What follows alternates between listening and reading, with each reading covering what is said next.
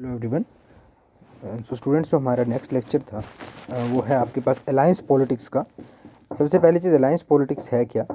तो देखो, जैसे मैंने आपको बताया कि जब कांग्रेस सिस्टम ख़त्म हुआ उसके बाद एक चीज़ शुरू हुई, वो थी कि पार्टीज़ का जो पार्टीज़ इकट्ठे होकर गवर्नमेंट बनाती थी, कोलिशन गवर्नमेंट या फिर अलायंस पॉलिटिक्स उसको कहा गया।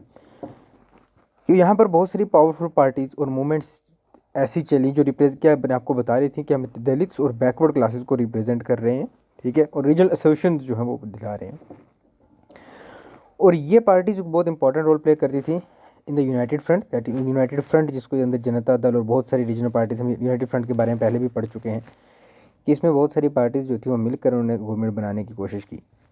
इसमें बीजेपी 1996 के इलेक्शन में एज द लार्जेस्ट पार्टी जो है वो सामने आई और and was invited to form the government, और उनको बनाया गया कि आप गवर्नमेंट को फॉर्म करें।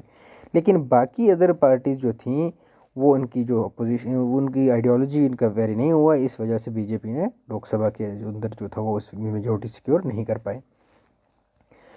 अब 1989 के इलेक्शन के बाद एक चीज़ सामने आई कि कोलिशन गवर्नमेंट, कोलिशन पॉलिटिक्स का एक फेज स्टार्ट हो गया इंडिया के अंदर, ठीक है। Coalition government, minority government supported by other parties which did not join the government. तो इसमें कौन कौन कौन आते हैं? कोलिशन गवर्नमेंट हो सकती है, और ये minority government supported by other parties जो बाकी गवर्नमेंट की जिन्होंने ज्वाइन नहीं किया। फिर आते हैं political rise of other backward classes. ये बाकी जो बैकवर्ड क्लासेस का राइज कैसे हुआ पॉलिटिकल फील्ड के अंदर, इसमें क्या हुआ कि long term development of this period was the rise of other backward classes OBCs as a political force. कि इसमें जो ओबीसीज कैटेगरी थी वो पॉलिटिकल फोर्स बन के सामने आई, ठीक है। इस पूरे डेवलपमेंट, इस पूरे जो कोलिशन गवर्नमेंट के जो पूरा टाइम था इसके अंदर OBCs are communities other than, देखो ओबीसी कौन से आते हैं? जो एससीज और एसटी के अलावा जो हैं कुछ ऐसी क्लासेस हैं जो कि बैकवर्ड हैं, ठीक है, और इनको बैकवर्ड कास्ट के नाम से भी जाना जाता है। यानी इनके लिए, एससी और एसटी के लिए तो चलो जो होना था वो हो गया, लेकिन जो कुछ इसके बाद वाली जो क्लासेस थी उनके लिए कुछ भी ना हो के कुछ भी नहीं था। इस वजह से क्या हुआ कि वो एक सामने आई। फिर इसी के बाद तीसरा जो उसके बाद जो मेजर इशू था वो क्या था? मंडल इम्प्लीमेंटेड किया गया, मंडल कमीशन जो थी 1980s में। जनता दल ने बहुत सारी ऐसे पॉलिटिकल ग्रुप्स को सामने लाया और क्या कहा कि बैकवर्ड क्लासेस की सपोर्ट कर उनको इकट्ठा करनी थी, तो उन्होंने मंडल इशू की जो मंडल कमीशन थी वो सेटअप की, ठीक है। और इसी मंडल कमीशन को नेशनल फ्रंट की गवर्नमेंट ने इम्प्लीमेंट किया ताकि क्या हो सके, jobs in central government should be reserve for other backward classes, कि भाई बाकी बैकवर्ड क्लासेस जो थी ओबीसी थी उनके लिए रिजर्व किया जाए। इसके अगेंस्ट क्या हुआ? एंटी मंडल प्रोटेस्ट होना शुरू हुए, ठीक है, between the supporters and opponents of OBC reservation. जो लोग सपोर्टर थे और उनके और ओबीसी के रिजर्वेशन वाले के बीच में टसल शुरू हो गया, एक प्रोटेस्ट शुरू हो गया। और इसी के अंदर बहुत सारी पॉलिटीज़ जो बेटर अपॉर्चुनिटीज़ चाहती थी ओबीसीज़ के लिए वो सामने आई, ठीक है। वो इसमें अब उन्होंने प्रोटेस्ट किया और वो सामने आई। इसमें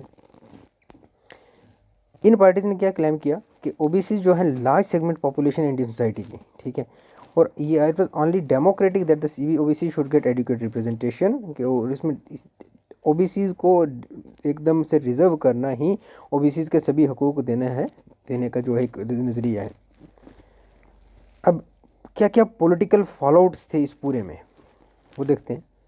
तो 1980s में राइज ऑफ पॉलिटिकल ऑर्गेनाइजेशन दलित की ऑर्गेनाइजेशन का शुरू हुआ। 78 में backward and minority communities employees federation form बनाई गई। ये कोई ऑर्डिनरी ट्रेड यूनियन गवर्नमेंट की एम्प्लॉय नहीं थे, ठीक है। उसमें बहुत सारे पॉलिटिकल पावर, बहुजन्स को, एससी एसटी ओबीसी माइनॉरिटी सबको जो है वो देखना, पॉलिटिकल पावर को देने की बात कर रहा था। फिर वैसे ही दलित शोषित समाज संघर्ष समिति लेटर, फिर उसको बहुजन समाज पार्टी जो थी उसमें बहुत कांशी राम जी की लीडरशिप में एक बड़ी पार्टी सामने आज भी देखा जाए तो बोल इसका बहुत बड़े जो वोटर्स थे वो दलित वोटर्स थे पंजाब, हरियाणा, यूपी के अंदर। बीएसपी आज भी बहुत बड़ी पार्टी के नाम से जानी जाती है।